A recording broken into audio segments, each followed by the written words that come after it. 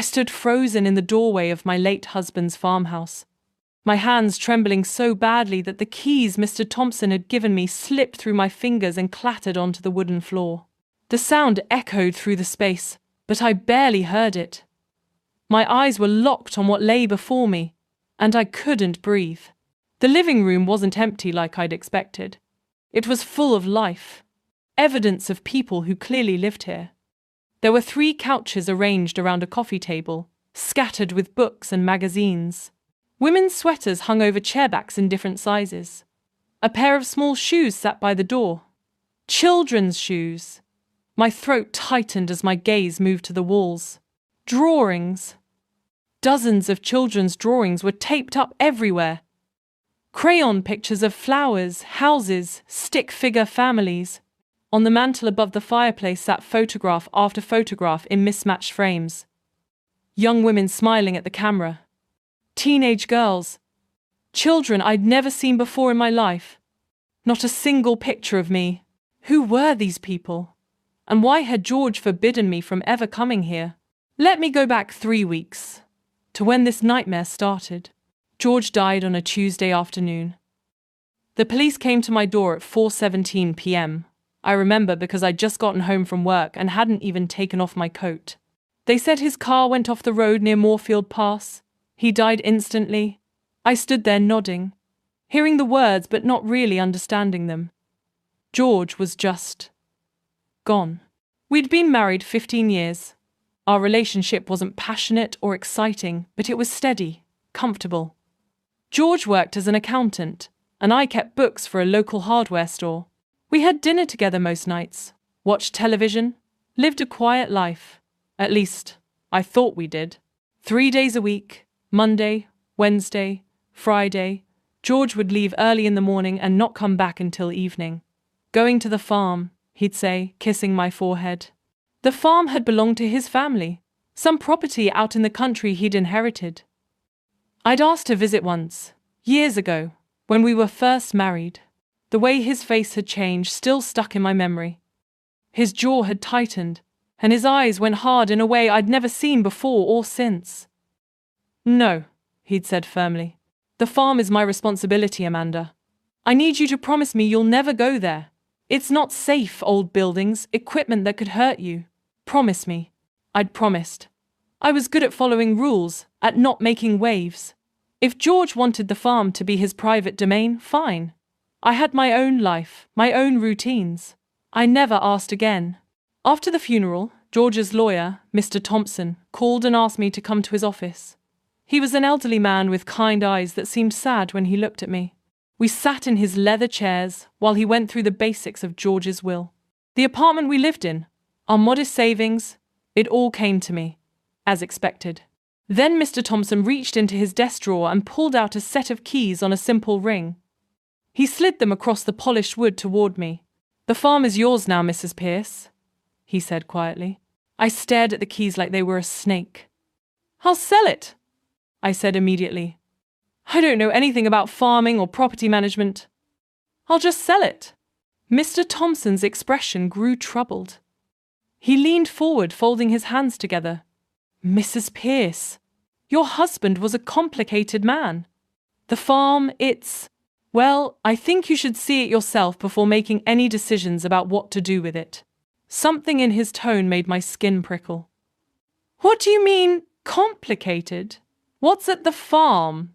He shook his head slowly. "It's not my place to explain," George wanted.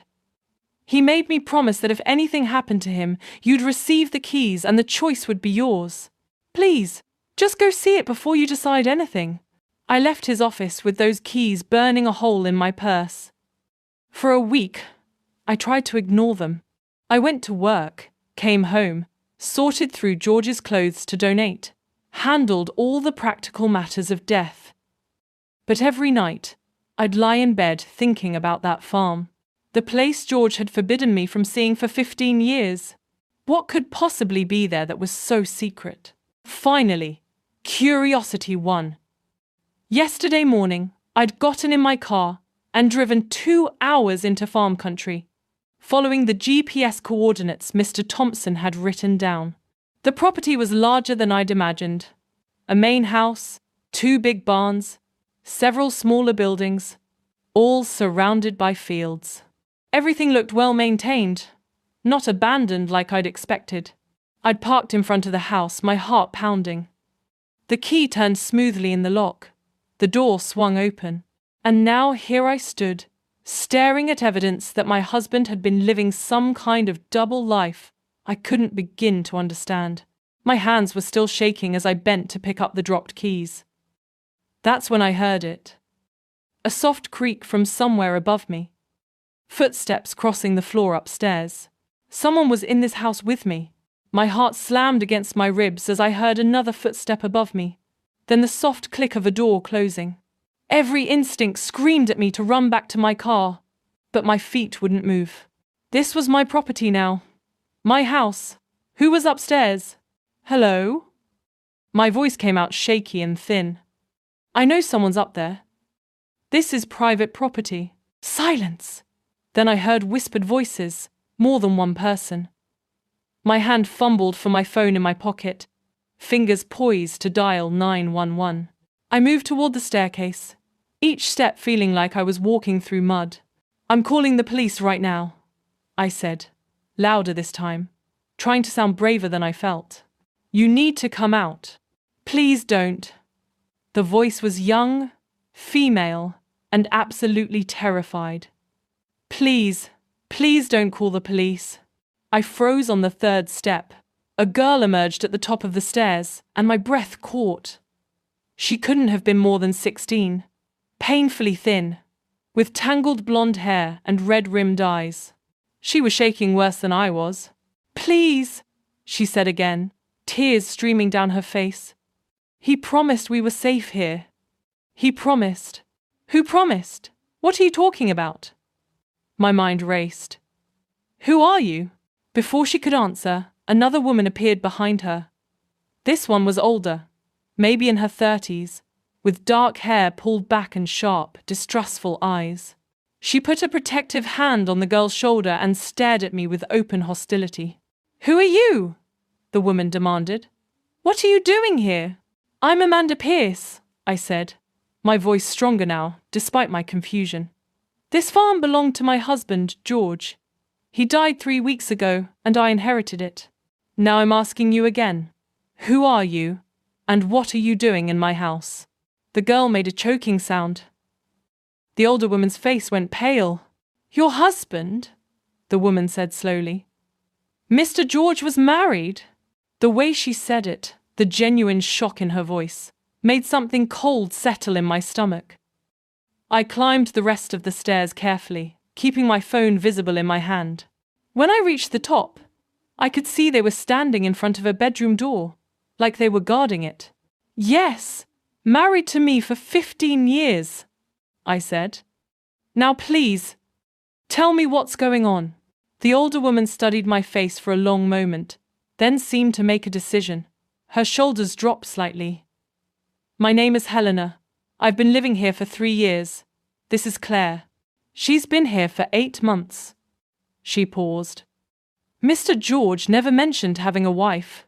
To us, he was just a kind man who gave us a place to stay when we had nowhere else to go. The words hit me like a physical blow. 3 years? 8 months? I gripped the stair railing to steady myself. I don't understand, I whispered. George came here 3 times a week. He said he was maintaining the property. What do you mean he gave you a place to stay? Claire wiped her eyes with her sleeve. I was sleeping in the bus station in Millbrook, she said quietly. I'd been there for 2 days. I had nowhere to go and I was so scared. Mr.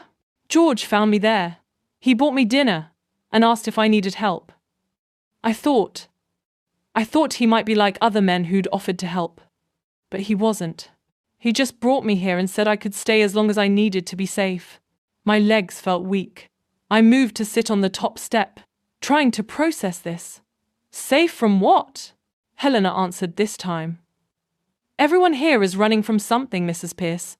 Bad situations, dangerous people, places where we couldn't stay anymore. Her voice was hard, defensive. Mr. George helped women who had nowhere else to turn. He asked nothing from us except that we keep this place private and help each other out. I looked up at her, seeing the challenge in her eyes. How many women? Right now? 3. Claire, myself and Natalie. She's a young mother with a baby. She's in town right now at a doctor's appointment. Helena crossed her arms. Over the years there have been more. Some stayed a few weeks, some longer. Mr. George kept records in his office downstairs. My husband. My quiet, distant husband who I thought barely noticed me. He'd been running a secret shelter for vulnerable women for years, and I'd known nothing about it. Why didn't he tell me? The question came out as barely a whisper. Helena's expression softened just slightly. Maybe he thought you wouldn't understand. Maybe he was trying to protect you. Maybe... She trailed off, then said bluntly, maybe he thought you'd shut it down. The words stung because somewhere deep down, I wondered if she was right. The Amanda from 3 weeks ago. Organized, rule-following, risk-averse Amanda.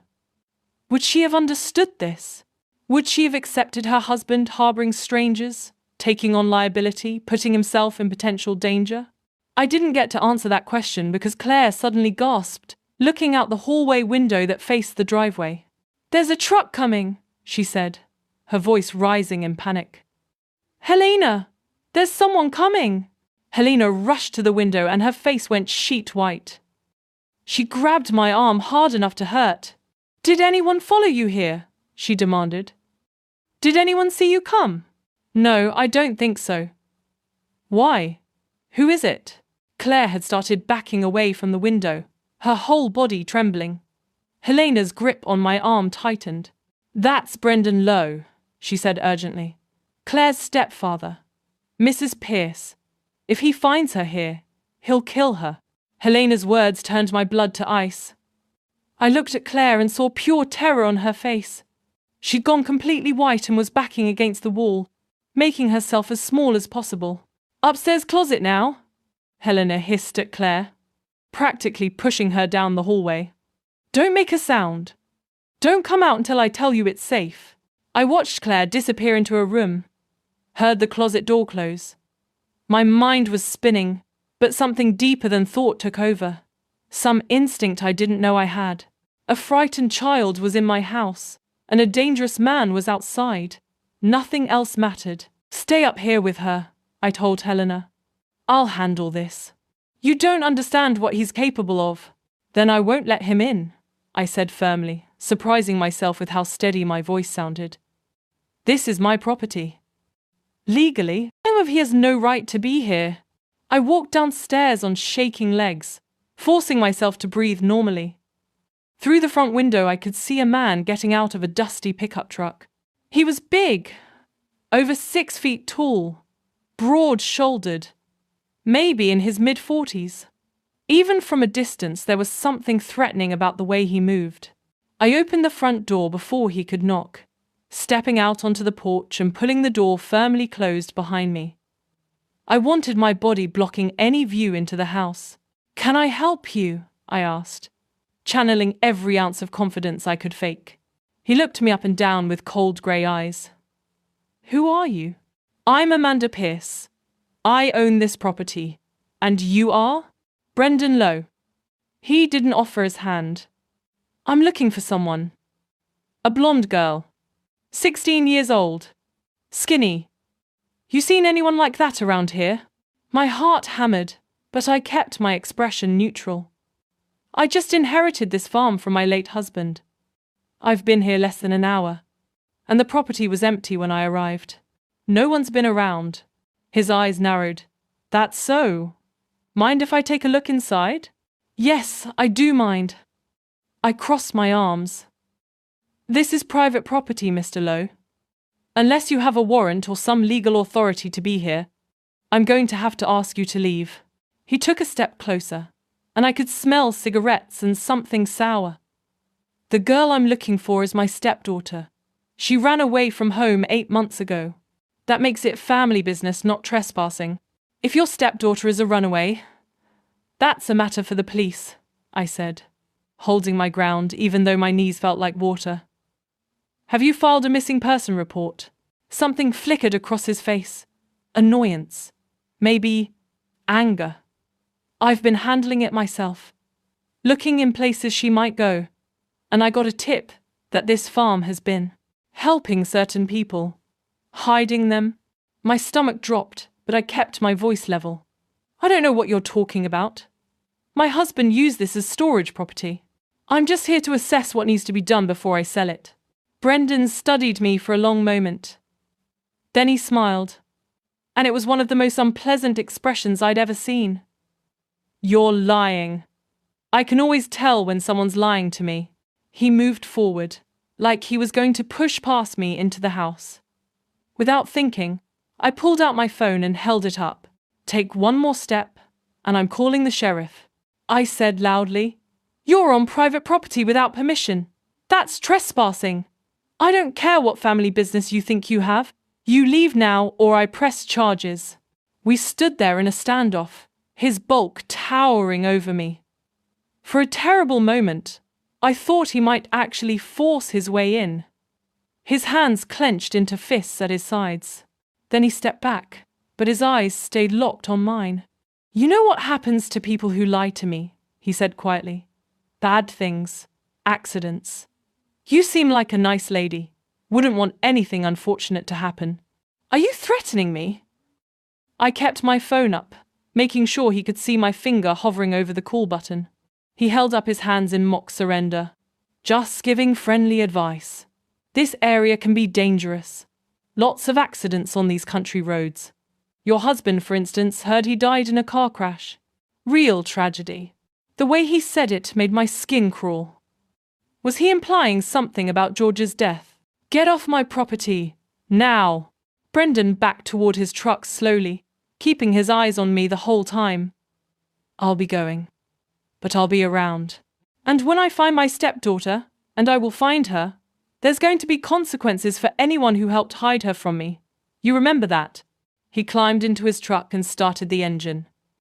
I stayed on the porch, phone still in hand, watching as he drove away. He went slowly, his head turning to look at the barns, the other buildings, like he was memorizing the layout of the property. Only when his truck disappeared down the long driveway did I allow my knees to buckle. I sat down hard on the porch steps, my whole body shaking now that the adrenaline was fading. The door opened behind me. Helena stepped out, her face grim. You did good, she said quietly. But he'll be back. Men like Brendan always come back. I looked up at her. What did he do to Claire? Helena's jaw tightened. Things no child should ever experience.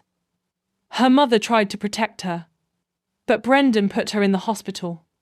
When Claire tried to stop him, he turned on her too. She ran with just the clothes on her back. My hands clenched. I thought about that terrified girl upstairs hiding in a closet. I thought about George finding her in that bus station, alone and scared. How did Brendan find this place? I don't know, Helena admitted. We've always been so careful. Mr. George made sure. She stopped abruptly. Made sure what? She hesitated, then said, Mrs. Pierce, there's something you need to see. Come inside.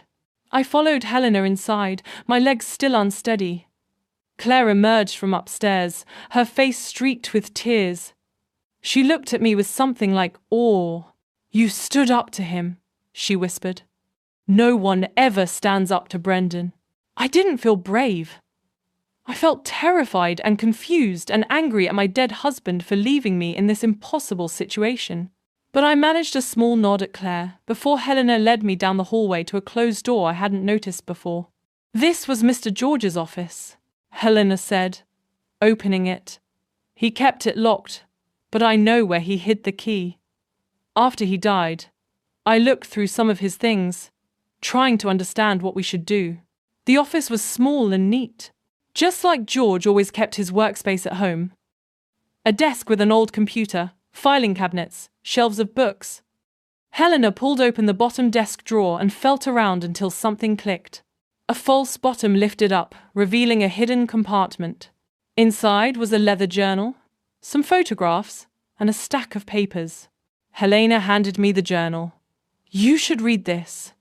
Not all of it now, but enough to understand." My hands trembled as I opened it. George's handwriting, small, precise, familiar, covered the pages. I started reading randomly, my eyes catching on phrases that made my chest ache. October 3rd. Brought Patricia flowers today. 10 years since I lost her. I still can't forgive myself for not seeing the signs, for not getting her away from him in time.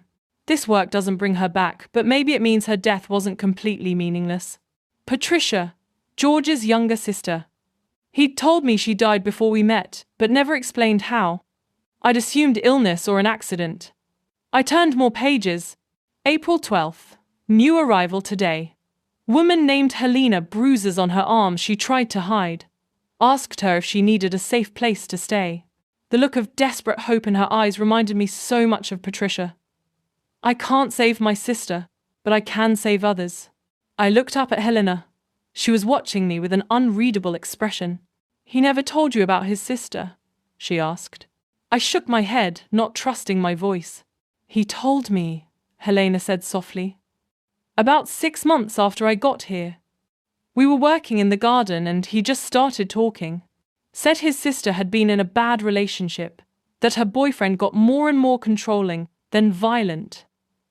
George was young, away at college. He didn't realize how bad it was until he came home for Christmas and saw bruises she couldn't hide anymore. He convinced her to leave, helped her pack a bag."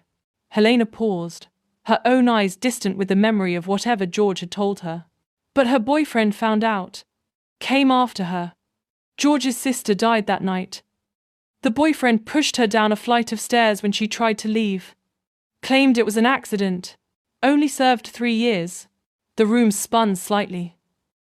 I gripped the edge of the desk. George had carried this pain our entire marriage and never said a word. I kept reading the journal, flipping through entries that documented years of quiet rescue work. Names, dates, brief notes about women he'd helped. Some entries were just a few words. "Maya left today, new job in Portland."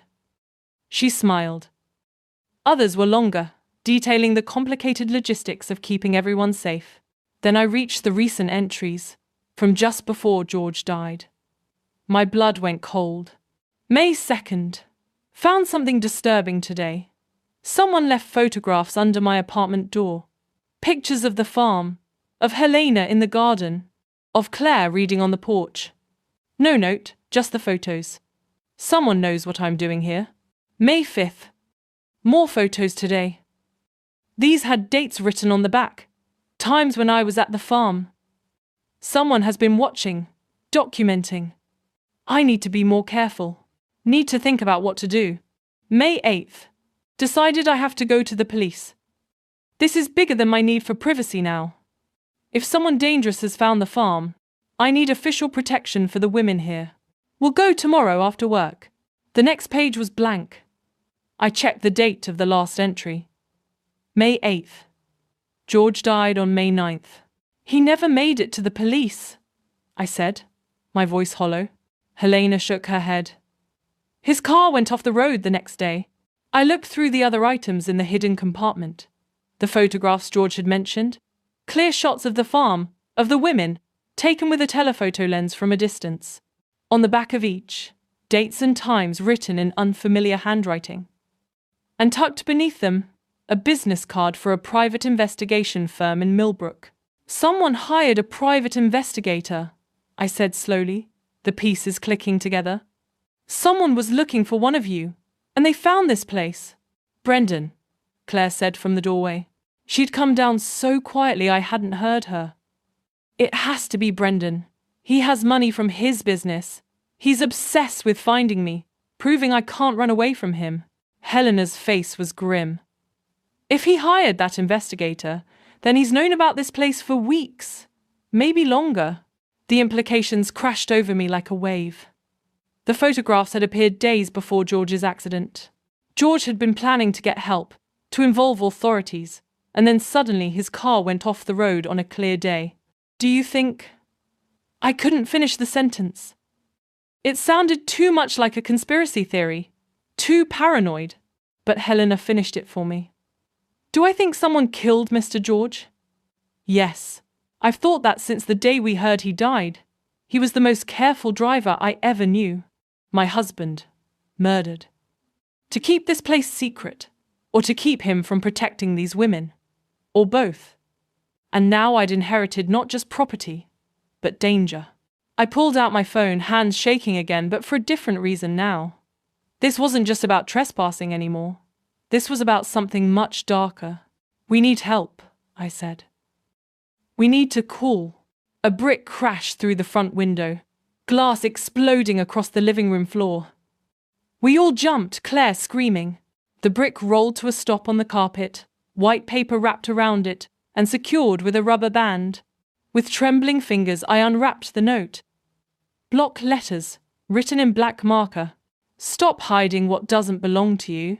I stared at the note, glass crunching under my feet as I moved to the broken window. No vehicle sounds. There's no sign of anyone outside. Whoever threw it had done it quickly and disappeared. That's it, I said, my fear transforming into something harder. Anger. I'm calling the police right now. This time Helena didn't argue. I dialed 911 and reported the vandalism, the threatening note, and Brendan's earlier visit. The dispatcher said a deputy would be there within 30 minutes. While we waited, I helped Helena sweep up the glass. Claire sat curled on the couch, looking small and defeated. I kept thinking about George, about him standing in this same room, reading threatening messages, knowing someone was watching. Had he been scared? He must have been. But he'd planned to fight back, to get help for these women even if it exposed everything he'd built. Now I had to do the same thing. The deputy who arrived was a woman in her 40s, with sharp eyes and a no-nonsense manner. Deputy Torres, her nameplate read. I showed her the note, told her about Brendan's visit, explained the broken window. Then I took a breath and told her the rest. About the women George had been sheltering, about the photographs, about my suspicions regarding my husband's death. I watched her face carefully, waiting for judgment or disbelief. Instead, she listened quietly, taking notes. When I finished, she looked at Helena and Claire. You're running from an abusive situation? She asked Claire gently. Claire nodded, not meeting her eyes. And you, ma'am? Torres asked Helena. Was. 3 years ago.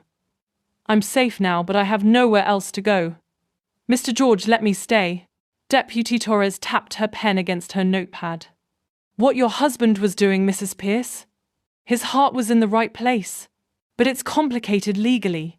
These women need documentation, official domestic violence resources, legal protection orders. Operating an informal shelter like this, even with good intentions, creates liability issues. My heart sank. So you're going to shut this down? I didn't say that. Torres's expression softened slightly. I said it's complicated, but there are ways to do this right, legally, safely, with proper protections in place. She looked at the note again. This Brendan Lowe, he has a record. Assault charges from 4 years ago, though the victim didn't press charges, so it didn't go anywhere. If Claire is willing to give a statement about what he did to her, we can get a restraining order at minimum. Claire looked up, fear and hope warring on her face. Will that stop him? It's a start, Torres said honestly. And breaking a restraining order means jail time. It's not perfect, but it's protection. After Deputy Torres left, promising to have patrol cars drive by regularly and taking the threatening note as evidence, I sat down at George's desk. The deputy had given me contact information for domestic violence organisations, legal aid services, and the county office that handled housing assistance. My organised bookkeeper brain kicked in. I started making lists, researching on George's computer. If I was going to continue what he'd started, I needed to do it right. That meant legal structure, official non-profit status, proper documentation. It meant bringing this whole operation out of the shadows. Over the next several weeks, I barely slept. I worked with a lawyer Mr. Thompson recommended to establish the farm as a legitimate transitional housing facility. I met with domestic violence advocates who helped me understand regulations and best practices. I applied for grants and non-profit status. Helena became my partner in all of this. She understood what the women needed in ways I couldn't, and her street-smart practicality balanced my by-the-book approach. Together, we created something stronger than what George had built alone. Claire gave her statement to the police. With her testimony and the threatening note, they had enough to charge Brendan with harassment and criminal threatening. Better yet, a background check revealed he was on parole for a previous assault conviction. The threats violated his parole, and within a week, he was arrested. Claire cried with relief when Deputy Torres called to tell us. I also convinced Dr. Cole, the veterinarian who'd contacted me with suspicions about George's death, to make an official statement. The police reopened the investigation into the accident. I didn't know if they'd ever prove it was anything more than bad luck and a dangerous road, but at least someone was looking. The farm transformed. I converted the largest barn into 4 private studio apartments, each with a bathroom and kitchenette. I hired Helena officially as the resident manager, giving her actual employment and a salary. I established partnerships with job training programs, brought in a therapist who donated hours twice a week, and connected with legal advocates who could help residents with protection orders and custody issues. Natalie, the young mother I'd finally met, got her GED through a program I arranged. Her son took his first wobbly steps in the farmhouse kitchen, while Helena and I cheered. 2 more women arrived, one referred by Deputy Torres, another by the domestic violence shelter in the next county. The network George had been building in secret became official, recognized, supported. 6 months after I'd first turned that key in the lock, I stood in my kitchen, because it was mine now, truly mine, making dinner for everyone. 7 women and 3 children currently called the farm home. Through the window, I could see the garden where Helena was teaching one of the newer residents how to plant tomatoes. I'd installed security cameras, good locks, motion sensor lights. The driveway had a proper gate now. The women here were still vulnerable, still healing, but they weren't hidden. They had legal protections, official support, and a community that knew they existed. On the wall, I'd hung a photograph I'd found in George's desk. Him as a young man with his arm around a pretty girl who had his same smile, Patricia. Next to it, I'd placed a photo from our wedding day. George looked stiff and formal in his suit, but I could see now what I'd missed then. A deep sadness in his eyes that never fully went away. I understand now, I whispered to the photograph. Why you kept this separate? Why you didn't think you could share it? He'd built this sanctuary from grief and guilt. Emotions he'd locked away so tightly he didn't know how to open them, even to someone who loved him. By the time it grew into something beautiful, the pattern of secrets was set. Was it right? No. Would I have preferred he'd trusted me? Absolutely. But I also understood that people were complicated.